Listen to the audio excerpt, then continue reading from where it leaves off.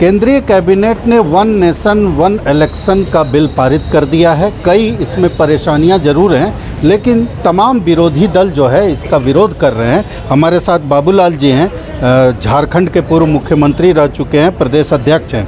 One nation one election ये कई दिनों से चर्चा में थी, लेकिन जिस तरह से अब इसको पारित कर दिया गया, क्या कहेंगे इस पर पहली प्रतिक्रिया?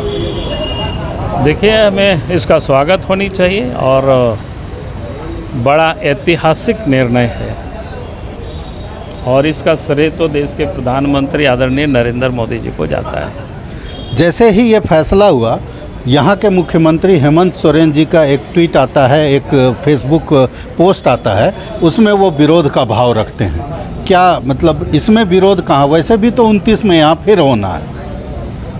अब पता नहीं को क्यों विरोध करते हैं, या तो समझते नहीं है या तो विरोध करना है। हमने अभी कहा कि भाई झारखंड में ही अब चुनाव होता है स्थानीय निकाय का, वार्ड सदस्य का चुनाव होता है, साथ में होता है। वार्ड सदस्य है, पंचायत समिति है, मुखिया है, जिला परिषद है ग्रामीण क्षेत्रों में। अब जब 4-4 बैलेट पेपर एक दिन एक साथ मिलता है, लोग वोटिंग करते हैं। देश के प्रधानमंत्री कहते हैं एक साथ चुनाव होना चाहिए, और 2 बैलेट पेपर जोड़ेगा, एक लोकसभा का एक विधानसभा का, तो क्या दिक्कत है भाई? ये तो हमें स्वागत करनी चाहिए। इससे बढ़िया और खुद नसीब क्या होगा कि भारत सरकार चाह रही है, राज्य सरकार को, हेमंत सोरेन को, तो इसको दोनों हाथ से स्वागत करना चाहिए। भाई 4 बैलेट पेपर तो एक साथ मिल ही रहा है, मतदाता वोटिंग भी कर रहे हैं, और आज़ादी की इतनी लंबी वर्षों में सब मतदाता भी परिपक्व हो गए। हम क्यों चाहते एक साथ चुनाव होने से कितना फ़ायदा है बताओ?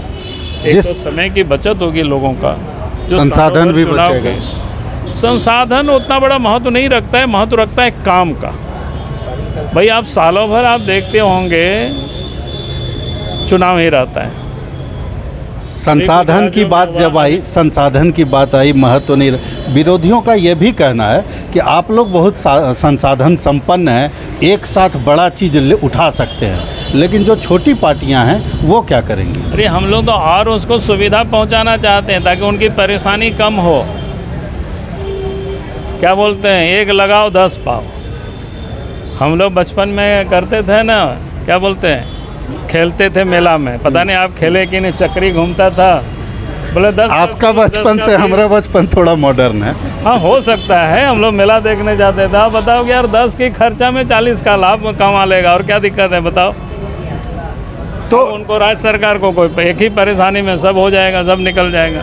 तो बाबूलाल जी का साफ तौर पर कहना है कि अब आप मुखिया से लेकर देश के प्रधान तक का चुनाव एक साथ कर पाएंगे।